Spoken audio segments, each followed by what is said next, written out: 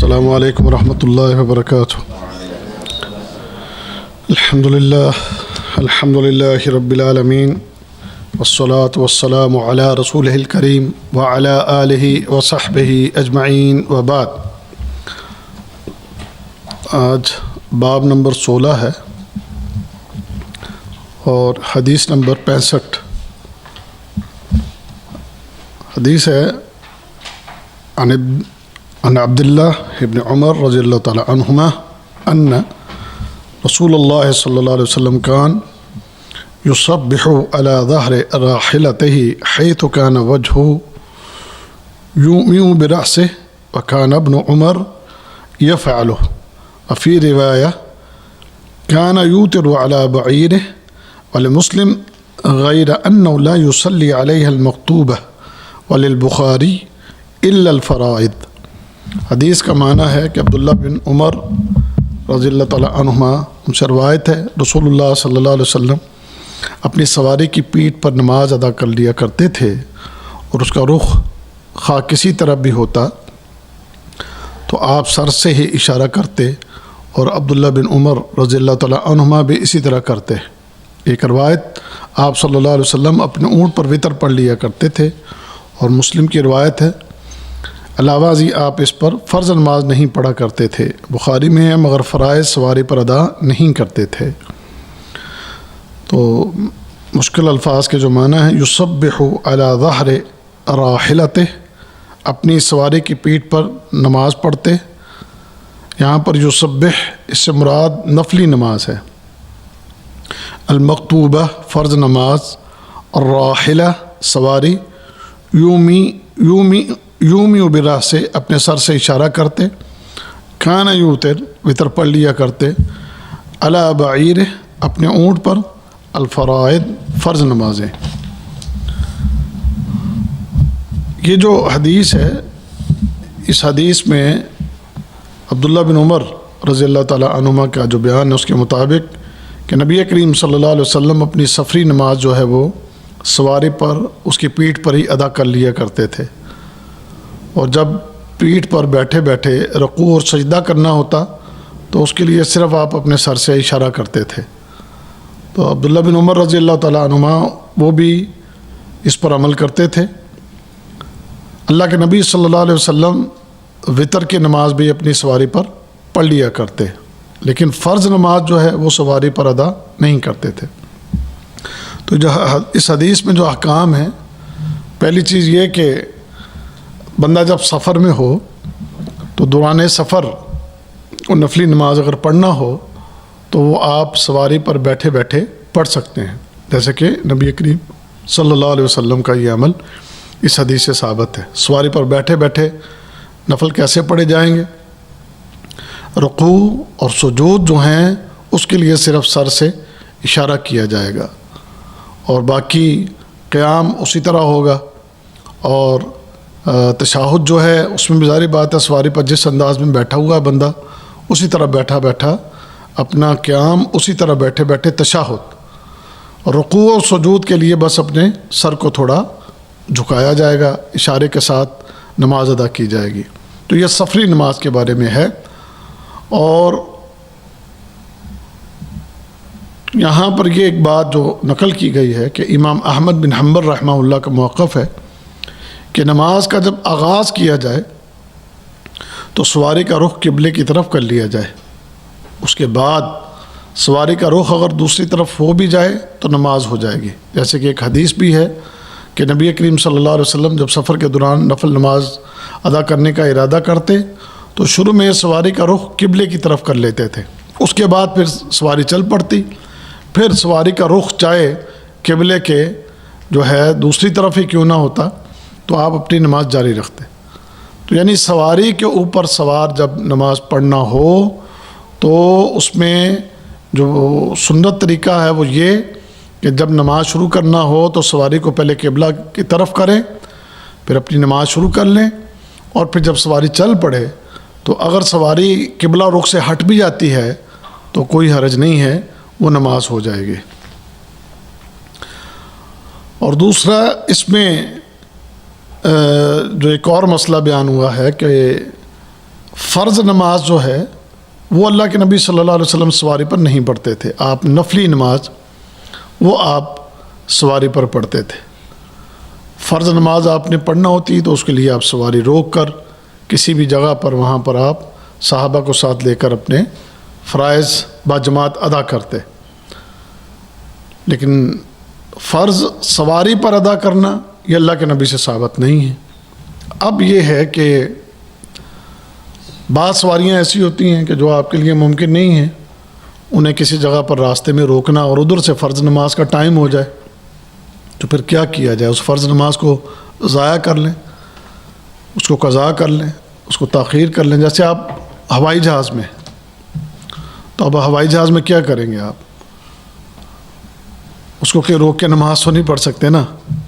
تو اب نمازوں آپ ایئرپورٹ پر ہیں اور ایئرپورٹ پر آپ 2-3 گھنٹے پہلے چلے جاتے ہیں اور جاتے ہی آپ کو سوار کر دیتے ہیں، تو ایئرپورٹ پر بھی پڑھنے کا ٹائم نہیں ملا اور سواری میں سوار ہو گئے. اور پھر ہمارے ملکوں کا، یہاں کے ملک کا ٹائم کا بھی بعض اوقات اختلاف ہے. پھر جب آپ اپنے ملک میں جا کر اترتے ہیں تو گھنٹہ 1.5 گھنٹہ وہاں لائن میں لگنا پڑتا ہے باہر نکلتے تو 7-8 گھنٹے کا سفر بن جاتا ہے. تو 7-8 گھنٹے میں اگر دن کا سفر ہو تو 2-3 نمازیں اس میں جا سکتی ہیں. تو اس کے بارے میں علماء کا یہ کہنا ہے کہ فرض نماز پھر اس شکل میں کہ جب آپ کے پاس یہ گنجائش نہیں بن رہی کہ آپ کہیں رک کر فرض نماز کسی مسجد میں یا زمین پر ہوتے ہوئے آپ جو ہے اپنی فرض نماز وقت پر ادا کر سکیں یا جمع کر کے ظہر عصر جیسے مغرب عشاء پڑھتے ہیں ایسے پڑھ سکیں، تو پھر آپ سواری میں ہی اپنی فرض نماز بھی پڑھ سکتے ہیں. اور سعودی ایئر لائن میں نے دیکھا ہے، انٹرنیشنل فلائٹ جو سعودی ایئر لائن کی ہے اس میں باقاعدہ ایک جگہ انہوں نے نماز کے لیے خاص کر رکھی ہے. باقاعدہ ایک جگہ نماز کے لیے خاص ہے. ہاں جی، ہاں، لیکن میں نے انٹرنیشنل میں دیکھا ہے، ڈومیسٹک کا مجھے ہاں ہوگی اس میں بھی. تو باقاعدہ طور پر انہوں نے ایک جگہ خاص کر رکھی ہے نماز کے لیے. تو یہ ایک سعودی ایئر لائن کا ایک اللہ تعالیٰ نے ان کو یہ الحمدللہ یہ نعمت سے نوازا ہے کہ ان کے پاس یہ دین کی محبت، جہاں عقیدے کی محبت ہے، وہ نماز کی محبت بھی، تو اس کا یہ اہتمام. باقی ہمارے جہازوں میں تو خیر پاکستان والے تو ویسے ہی آپ جانتے ہیں، تو انڈیا کی تو ہم بات نہیں کر سکتے، وہ تو ویسے ایک غیر مسلم ملک ہے. باقی مسلم ممالک کے بارے میں بھی میرا خیال ہے کہ انہوں نے بھی جہاز میں ایسے کوئی اہتمام نہیں کیا جیسے انہوں نے کر رکھا ہے. تو اگر وہ اہتمام نہیں ہے جہاز کے اندر تو آپ اپنی سیٹ پر بیٹھے بیٹھے بھی اسی طرح نماز پڑھ سکتے ہیں جس طرح نبی کریم صلی اللہ علیہ وسلم سواری پر بیٹھ کر اپنی نماز کو ادا کرتے.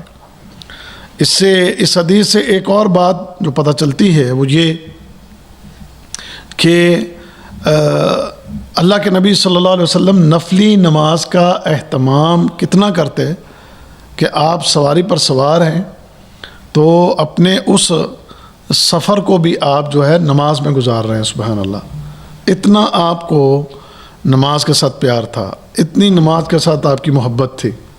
نماز اصل میں عبادت ہی ایسی ہے جو اس عبادت کی اہمیت کو اور اس عبادت کے مقام کو جو بندہ سمجھ گیا وہ کبھی بھی اس عبادت میں سستی نہیں کرے گا. نہ صرف یہ کہ فرض اہتمام کے ساتھ بلکہ نفلی عبادت بھی وہ اہتمام کے ساتھ کرے گا. نفلی نماز جیسے میں نے آپ کو بتایا تھا کہ انسان کا جب قیامت کے دن حساب ہوگا تو فرضوں میں کمیاں کوتاہیاں ہمارے بہت سی نکل آئیں گی. تو وہ کمیاں کہاں سے پوری ہوں گی؟ نفلی نماز سے کمی پوری کی جائے گی.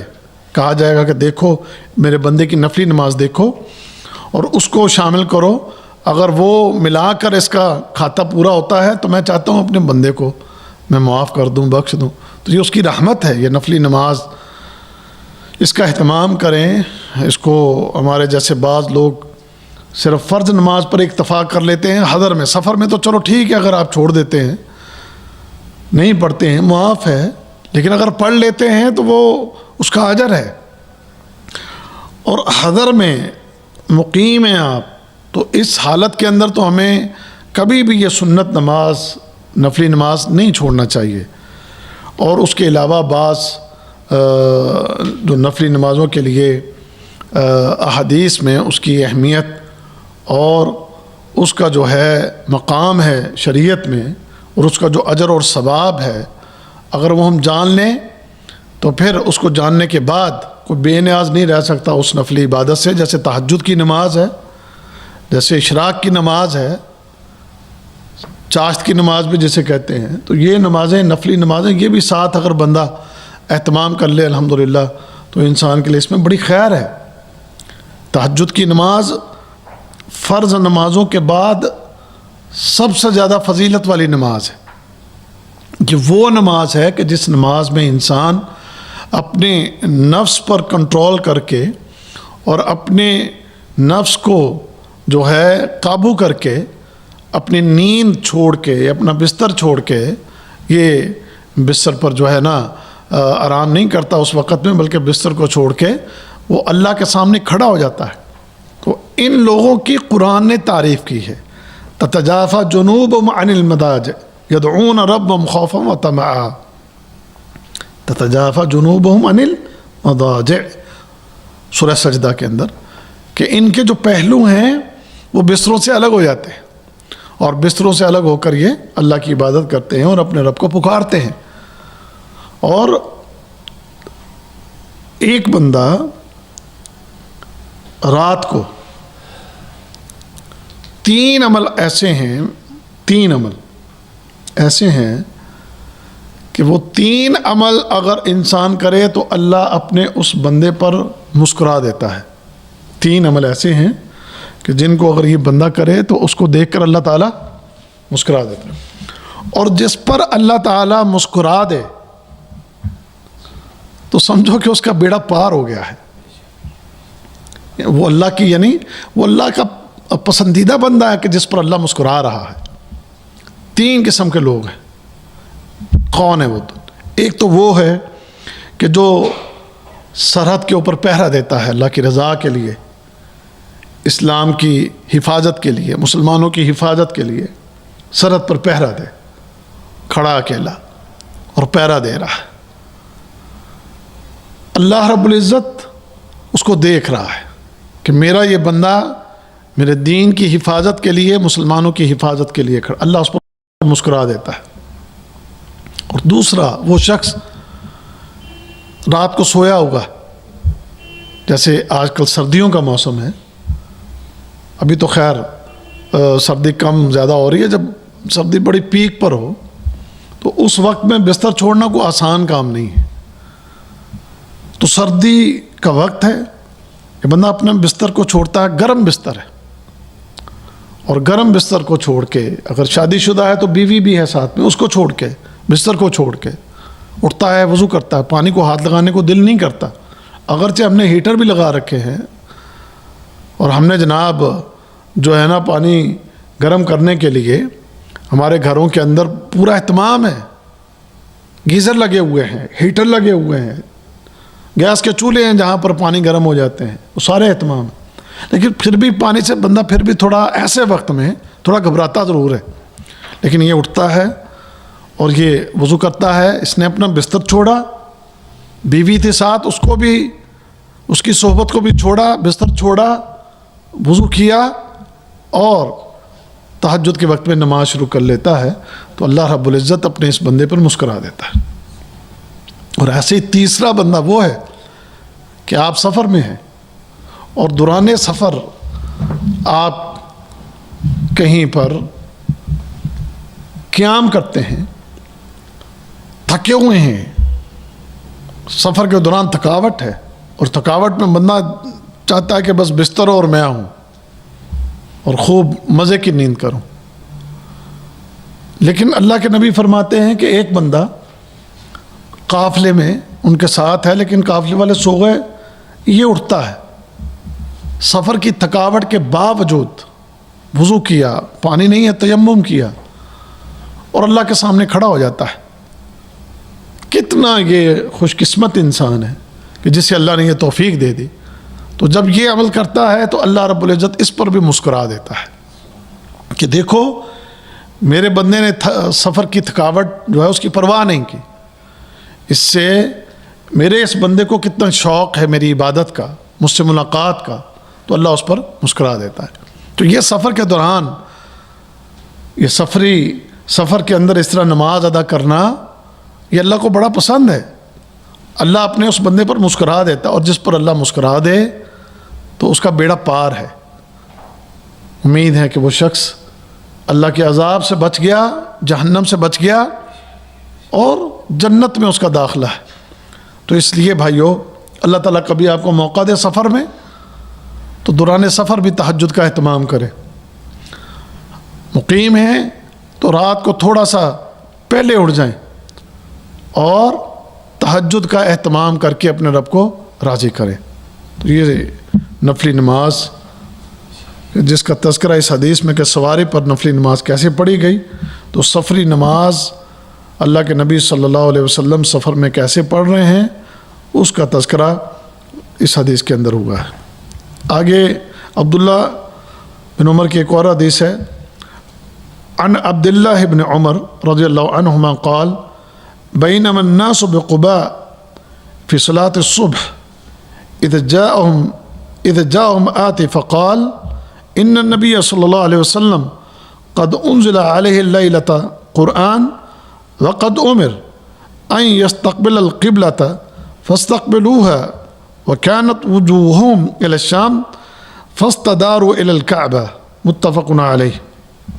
عبداللہ بن عمر سے روایت ہے کہ لوگ قباء میں صبح کی نماز میں مشغول تھے، اور ایک آنے والا ان کے پاس آیا اور اس نے کہا کہ آج رات نبی کریم صلی اللہ علیہ وسلم پر قرآن نازل کیا گیا ہے اور حکم دیا گیا ہے کہ قبلے کی طرف رخ کر لیں، تو تم بھی قبلے کی جانب رخ کر لو۔ ان کے چہرے شام کی طرف تھے تو وہ سب کعبہ کی طرف گھوم گئے۔ بینما الناس یعنی لوگ اس حالت میں تھے، قباء مسجد قباء میں، فی صلاۃ الصبح صبح کی نماز میں، اذ جاءہم آت جب آیا ان کے پاس آنے والا، انزل علیہ اتارا گیا آپ پر، امرا حکم دیا گیا، ان یستقبل القبلہ کہ کعبہ کی طرف رخ کر لیں، فاستقبلوها تو تم بھی اس کی طرف رخ کر لو، استداروا الی الکعبہ وہ کعبہ کی طرف گھوم گئے، وکانت وجوہہم الی الشام ان کے چہرے شام کی طرف تھے۔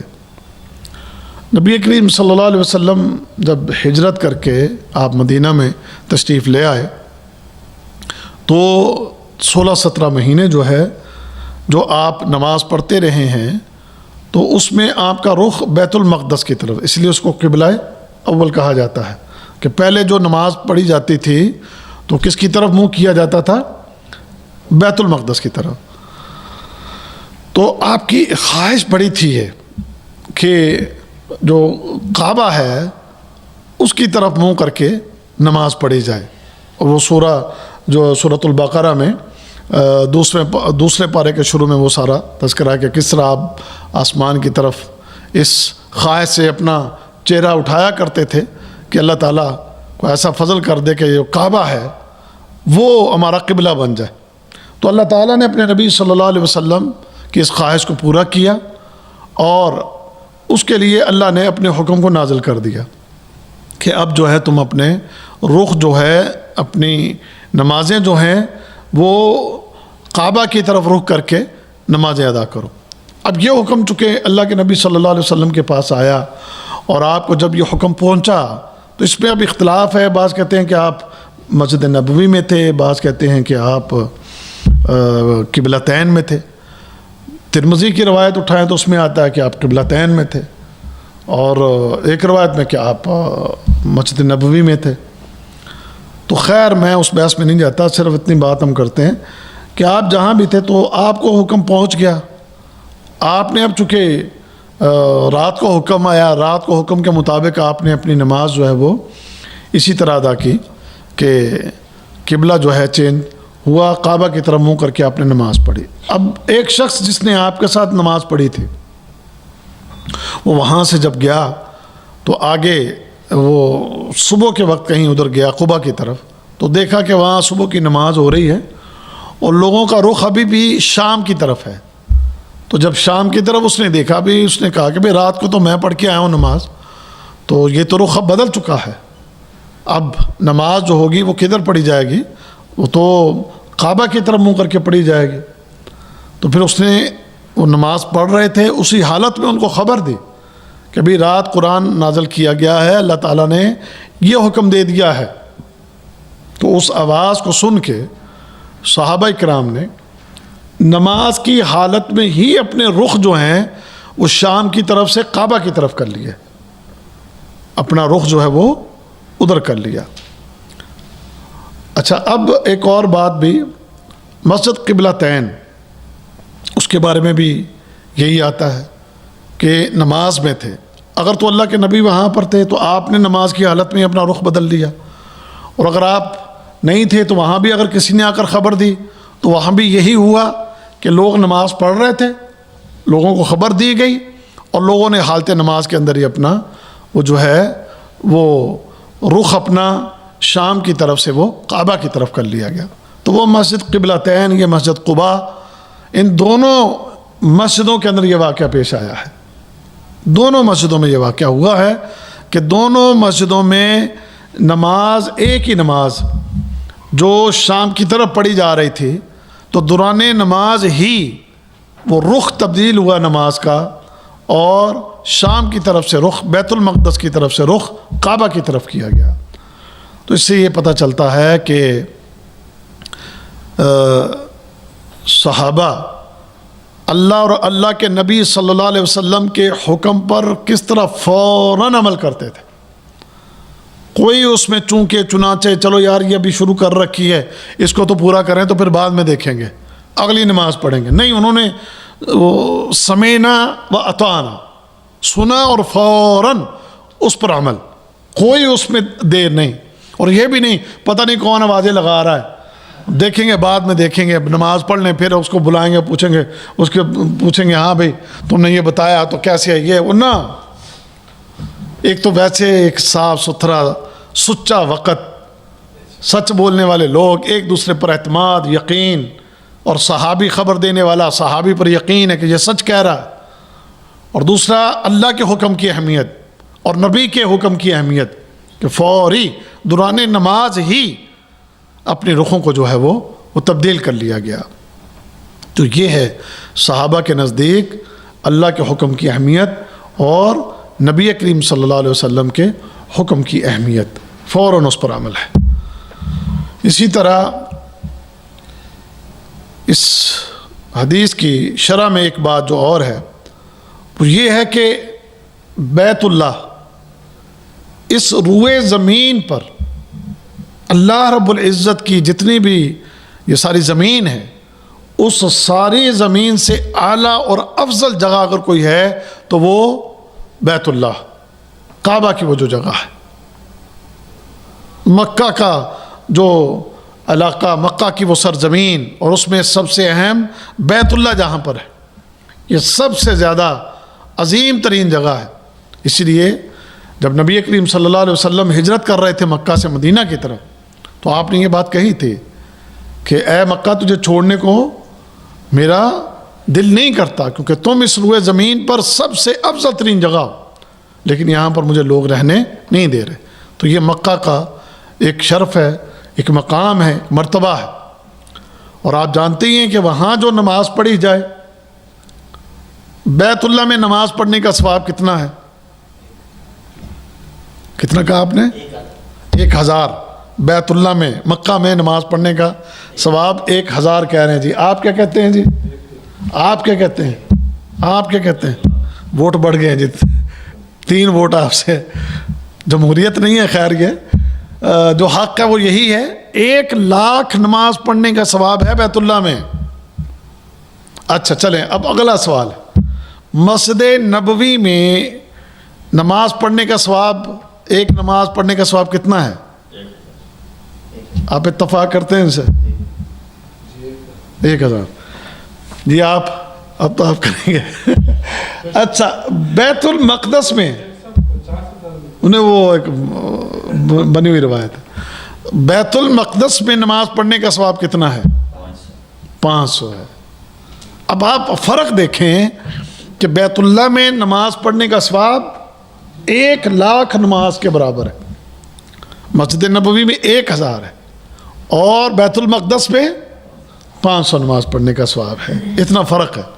تو یہ اتنی عظیم جگہ ہے، عظیم مقام ہے، تو آپ کی یہ خواہش تھی کہ کعبہ یہ ہمارے لیے قبلہ بن جائے، تو اللہ تعالیٰ نے آپ کی اس خواہش کو پورا کیا، اور اب قبلہ پوری دنیا کے مسلمانوں کے لیے کعبہ جو ہے وہ قبلہ ہے، کعبہ کی طرف ہی منہ کر کے نماز پڑھی جائے گی۔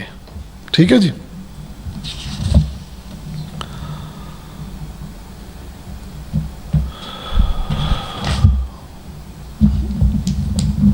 یہ اگلی حدیث بھی پڑھ لیں۔ عن انس بن سیرین قال استقبلنا انس رضی اللہ عنہ حين قدم من الشام فلقيناه بعين التمر فرأيته يصلي على حمار ووجهه من ذا الجانب يعني عن يسار القبلة فقلت رأيتك تصلي لغير القبلة فقال لولا أني رأيت رسول الله صلى الله عليه وسلم يفعل ما فعلته۔ انس بن سیرین رضی اللہ تعالی عنہ کہتے ہیں کہ ہم نے حضرت انس کا استقبال کیا۔ یہ آگے حدیث میں انس بن مالک لکھ دیا گیا، انس بن سیرین کا، ٹھیک ہے نا جی، استقبال کیا گیا۔ وہ شام سے تشریف لائے، ہم انہیں عین و تمر مقام پر جا کر ملے، تو میں نے انہیں دیکھا کہ وہ گدھے پر نماز پڑھ رہے تھے اور آپ کا رخ قبلہ کی بائیں جانب تھا۔ میں نے عرض کی کہ میں نے آپ کو دیکھا، آپ قبلہ کے علاوہ کسی دوسرے جانب منہ کر کے نماز پڑھ رہے تھے، تو آپ نے فرمایا اگر میں نے رسول اللہ صلی اللہ علیہ وسلم، انس نے، یہ انس بن سیرین جو ہیں یہ تابعی ہیں، اور انہوں نے حضرت انس بن مالک کا استقبال کیا، حدیث اس طرح ہے۔ تو وہ شام سے تشریف لائے، تو انس بن سیرین جو ہے وہ ان کو کہتے ہیں، حضرت انس کو، کہ جب آپ نماز پڑھ رہے تھے تو آپ کا رخ قبلہ کی طرف تھا، قبلہ نہ آپ کا رخ قبلہ کے بائیں جانب تھا۔ تو میں نے عرض کی کہ میں نے آپ کو دیکھا کہ آپ قبلہ کے علاوہ کسی دوسری جانب منہ کر کے نماز پڑھ رہے تھے۔ تو انس بن مالک نے جواب دیا کہ اگر میں نے رسول اللہ صلی اللہ علیہ وسلم کو ایسے کرتے ہوئے نہ دیکھا ہوتا تو میں قطعاً ایسا نہ کرتا۔ یہ انس بن سیرین، محمد بن سیرین، آپ جانتے ہوں گے، تعارف ہوگا محمد بن سیرین کا۔ اللہ تعالیٰ نے بہت سی صلاحیتوں سے اور بہت ہی نیک، متقی، زاہد، عابد انسان تھے، اور خوابوں کی تعبیر، اس کا علم اللہ تعالیٰ نے ان کو بہت دیا تھا، اور بڑے لوگ اپنے خوابوں کی تعبیر ان سے جانتے تھے، اور ان کی خوابوں کی تعبیر کے اوپر باقاعدہ کتابیں لکھی ہوئی ہیں۔ تو ان کے یہ بھائی ہیں انس بن سیرین، تو وہ کہتے ہیں کہ انس بن مالک شام کے علاقے سے وہ تشریف لائے، تو یہ ایک علاقہ ہے عین التمر، عراق کے نزدیک ایک علاقہ ہے، تو اس علاقے میں جا کر ان لوگوں نے حضرت انس بن مالک کا استقبال کیا، اور جب استقبال کیا تو جب سواری داخل ہو رہی تھی وہاں پر، تو لوگوں نے دیکھا کہ حضرت انس سواری پر نماز پڑھ رہے ہیں، اور سواری کون سی ہے یہاں پر؟ گدھا۔ گدھے پر سواری کرنا یہ انبیاء سے بھی ثابت ہے اور صحابہ سے بھی ثابت ہے۔ یہ اس سواری پر سوار کیوں ہوتے تھے؟ جبکہ گھوڑے بھی ہوتے، اونٹ بھی ہوتے، اس پر سواری کرتے ہیں اکثر، آپ دیکھیں گے، حتیٰ کہ نبی کریم صلی اللہ علیہ وسلم کا سفر کرنا بھی، اور بھی انبیاء کے بارے میں آتا ہے، تو اس پر کیوں سفر کرتے تھے؟ عاجزی کے لیے، انکساری، اپنے آپ کو کبر سے دور رکھنے کے لیے۔ انبیاء میں تو کبر تھا ہی نہیں، لیکن پھر بھی عاجزی اور انکساری، اپنے آپ کو اتنا جھکا کے رکھنا، اپنے آپ کو اتنا اس طرح اپنے رب کے سامنے جو ہے عاجز بنا کے رکھنا، اور یہ کہ کبھی دل میں کبر پیدا نہ ہو کہ ہم بڑی بڑی سواریاں رکھتے ہیں، ہمارے پاس بڑے جناب جو ہیں بہترین جو ہے سواریاں ہیں سفر کرنے کے لیے، تو اس لیے ایسی سواریوں پر سوار ہوتے۔ ایک تو یہ بات، دوسری بات ہم نے پیچھے پڑھا کہ نبی کریم صلی اللہ علیہ وسلم دوران سفر نماز پڑھ، تو صحابہ کا بھی تعلق نماز کے ساتھ آپ دیکھ لیں، اور پھر نماز بھی کون سی؟ یہ سفر کی نماز، یہ جو پڑھی جا رہی ہے یہ نفلی نماز پڑھ رہے، نفلی نماز، نفلی نماز کے ساتھ ایسی محبت ہے صحابہ کو بھی۔ اس کے بعد پھر آگے جو اس حدیث میں ہے کہ انس بن سیرین کہتے ہیں کہ ہم نے دیکھا جب وہ سواری آ رہی ہے تو سواری کا رخ قبلہ کی طرف نہیں تھا، قبلہ سے ہٹی ہوئی تھی۔ تو ہم نے پہلی حدیث میں پڑھا کہ جب سواری پر سوار ہوں اور نماز شروع کرنا ہو تو پھر شروع میں قبلہ کی طرف رخ کر کے نماز شروع کی جائے گی، اس کے بعد سواری چل پڑے گی، تو پھر سواری کا رخ جدھر بھی ہو قبلہ سے اگر وہ پھر بھی جاتی ہے تو نماز آپ پڑھ سکتے ہیں۔ تو حضرت انس سے انہوں نے تعجب کے ساتھ یہ بات جب پوچھی کہ آپ نماز پڑھ رہے تھے اور آپ کا رخ تو کعبہ کی طرف نہیں تھا، قبلہ کی طرف نہیں تھا، آپ کی سواری کا رخ ہٹا ہوا تھا، آپ کا رخ بھی قبلہ سے ہٹا ہوا تھا، تو پھر حضرت انس نے جو جواب دیا انہوں نے کہا کہ میں نے رسول اللہ صلی اللہ علیہ وسلم کو اگر ایسے کرتے ہوئے نہ دیکھا ہوتا تو میں بھی ایسا نہ کرتا۔ یعنی میں اگر یہ عمل کر رہا ہوں تو یہ ثابت ہے محمد رسول اللہ صلی اللہ علیہ وسلم سے۔ تو اس سے پتہ چلتا ہے کہ صحابہ نبی کریم صلی اللہ علیہ وسلم کے راستے کو ہمیشہ اختیار کرتے اور اسی پر ان کا جو تھا تمسک تھا، اسی کے اوپر ان کا عمل، اور اس کے مطابق اپنی ایک ایک نیکی، ایک ایک عمل اس کے مطابق کرنے کی کوشش ہوتی۔ تو یہ تابعین نے اعتراض کیا اور اس اعتراض کا جواب کہ میں نے محمد رسول اللہ صلی اللہ علیہ وسلم کو کرتے دیکھا ہے۔ اور یہاں آپ کبھی کسی کو کسی کے غلط فعل پر ٹوک دیں تو دلیل اللہ کے نبی صلی اللہ علیہ وسلم کے پاس سے نہیں ہوتی، دلیل کسی جماعت کی طرف سے ہوتی ہے، اپنے کسی عالم کی طرف سے ہوتی ہے۔ دلیل وہ ہے جو اللہ کے نبی صلی اللہ علیہ وسلم سے پیش کی جائے۔ تو اس سے یہ اس حدیث کے اندر ایک تو یہ پتہ چلا کہ صحابہ بھی جو ہے وہ نفلی نمازوں کا کیسے اہتمام کرتے اور نفلی نمازوں سے کیسے ان کی محبت تھی، اور دوسرا گدھے پر سواری کرنے کا معاملہ۔ پھر اگر سواری پر آپ سوار ہیں اور قبلہ سے اگر آپ کا رخ ہٹ جاتا ہے تو پھر اس سواری کے اوپر آپ اسی حالت میں اپنی نماز کو جاری رکھیں۔ ایک اور بات بھی، اگر آپ بیت اللہ کے عین سامنے ہیں، سواری پر نہیں ہیں، ویسے اگر آپ نماز پڑھتے ہیں تو لازم ہے کہ آپ کا چہرہ بالکل کعبہ کی طرف ہو۔ اگر آپ بالکل جیسے حرم میں آپ نماز پڑھ رہے ہیں اور بیت اللہ آپ کے سامنے ہے، تو آپ یہاں نماز پڑھ رہے ہیں تو اس طرح تھوڑا سا بھی آپ کا رخ ہوگا تو یہ آپ کی نماز ٹھیک نہیں ہے۔ بات سمجھ گئے؟ بالکل ایسے جہاں کہیں بھی ہے چاروں طرف رخ سیدھا کعبہ کی طرف۔ اچھا، اب آپ یہاں قصیم میں ہیں تو قصیم میں ممکن ہے کہ آپ تھوڑے سے یہاں سے ایسے بھی ہو سکتے ہیں، ہو جائیں گے، ممکن ہے تھوڑا سا رخ آپ کا ارادتاً ایسا نہ ہو، جب آپ کو معلوم ہو جائے کہ بالکل یہ سٹریٹ یہ ہے۔ بعض اوقات آپ کہیں باہر ہوتے ہیں اور پتہ نہیں چلتا، یہ بھی موبائل میں ہیں وہ